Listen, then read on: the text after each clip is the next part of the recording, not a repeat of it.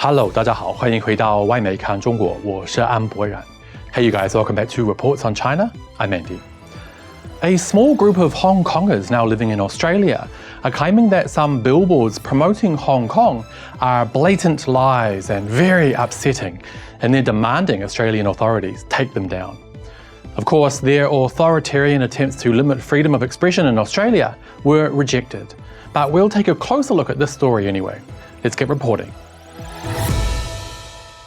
Self-exiled Hong Kongers now living in Australia, following the introduction of the national security law that effectively ended that city's 2-year-long siege by often violent rioters, are now demanding Australian authorities remove advertising they don't agree with, despite the fundamental belief in freedom of expression held by the Australian people. Recently, a bunch of billboards were put up around Sydney and Melbourne to promote Hong Kong, but activists have labelled them blatant lies and very upsetting. So what is featured in the billboards? Violence? Political threats? Dangerous propaganda? Well, let's take a closer look. A new era, stability, prosperity, opportunity. That's it? Wow. Well, let's take a closer look at the website URL listed on the billboards. Maybe the upsetting, blatant lies are listed there. Chief Executive of Hong Kong, Mr. John Lee, says, "The 1st of July 2022 marked the historic moment of the 25th anniversary of the establishment of the Hong Kong Special Administrative Region. The Hong Kong Special Administrative Region government and community organisations have prepared a series of celebration activities, some of which have been launched since the end of last year. A wide array of events will continue to unfold throughout this year. I look forward to welcoming everyone from the local community, the mainland and overseas to share the festive joy." Absolutely nothing on the website, let alone the billboards, could be deemed as blatant lies, and any Hong Konger upset that the city is now stable, safe and prosperous surely wishes the worst for the city. Let's not forget that Hong Kong was basically a violent wasteland for 2 years as rioters ground the city to a halt, smashed the roads, burned buildings, blocked airports and set fire to those they didn't agree with. And before 1997, under 150 years of British rule, Hong Kongers had absolutely zero say in their own governance, and also governors of the city were white men installed directly from London. So who is behind these calls? Well, one person is this man, Ted Hui, who was a former member of Hong Kong's parliament and fled the city after laws were passed that could have brought people like him to account for their violent actions. He's the one who called the billboards very upsetting. He goes on, "I think whenever governments put up public statements in advertisements, that information must be true," Mr. Hui said. Well, Mr. Hui, if you're listening, nothing on the billboard is untrue, except in your personal opinion.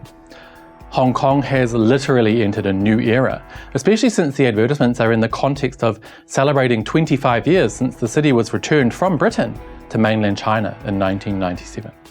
Is that not a new era? Secondly, Hong Kong is definitely much more stable than it was during the riots, and people can walk the streets without the risk of being hit by flying bricks or set on fire. Lastly, Hong Kong's economy has grown steadily since 1997, with opportunity by the bucket load. That doesn't change just because you've left and you wish the city to fail. Mr. Hui's cynical attempt at stifling free expression in Australia fell on deaf ears, with the advertising agency reminding him that the content of the billboards met all of their standards. Well, of course it did. Interestingly, it turns out Mr. Hui's actions aren't fully supported by Sydney's Hong Kong community, despite Australian media trying to paint his views as universal. A fellow Hong Konger recently tipped a glass of water over him at a local restaurant before the man's wife told Mr. Hui that he had betrayed his country. Just a quick disclaimer, I don't support violence in any form, and tipping water on someone is definitely a form of violence. Mr. Hui went to the media about the incident, of course, and hilariously told SBS that he has been verbally abused before, but refrained from taking further action since he believed everyone had a right to freedom of expression. So now we know for sure that you are also a liar, Mr. Hui. Someone who believes in freedom of expression doesn't try to silence those who have different views, which you've just done with these billboards. Some political hacks also try to cash in on the situation for political gain. Case in point, Green MP Adam Bant, who weighed in on Twitter. Disturbed to see a billboard in my electorate glorifying Hong Kong's supposed new era after the brutal crackdown on democracy activists and civil society. It is a cruel reminder of the rights and freedoms that Hong Kongers have lost in their home city and should be taken down. Adam is not only a blatant liar, but also going against his party's very own policy supporting freedom of expression in Australia by suggesting the billboard should be removed. Let's read some of the comments under his tweet. I thought the Greens support free speech. Apparently not. It's ironic that you oppose the loss of freedoms and in the same breath oppose free speech. I have many friends and relatives who live in Hong Kong. They're happy that the British imperialists who plundered Hong Kong are gone. How many died in that brutal crackdown? By the way, the answer is 0. Hong Kong police dealt with 2 years of unprecedented violence and not a single person was killed, except for anyone killed or severely injured by the rioters. Remember this man who was set alight for arguing with the rioters? He now has permanent disfiguration and nerve damage. In my opinion, Hong Kongers who have fled their city after a failed attempt to burn it to the ground should refrain from further attempts to damage the image of the city internationally.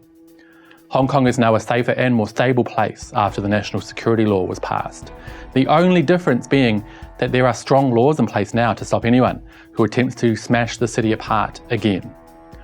But what do you guys think? Please let me know in the comments below and don't forget to hit like and subscribe while you're at it.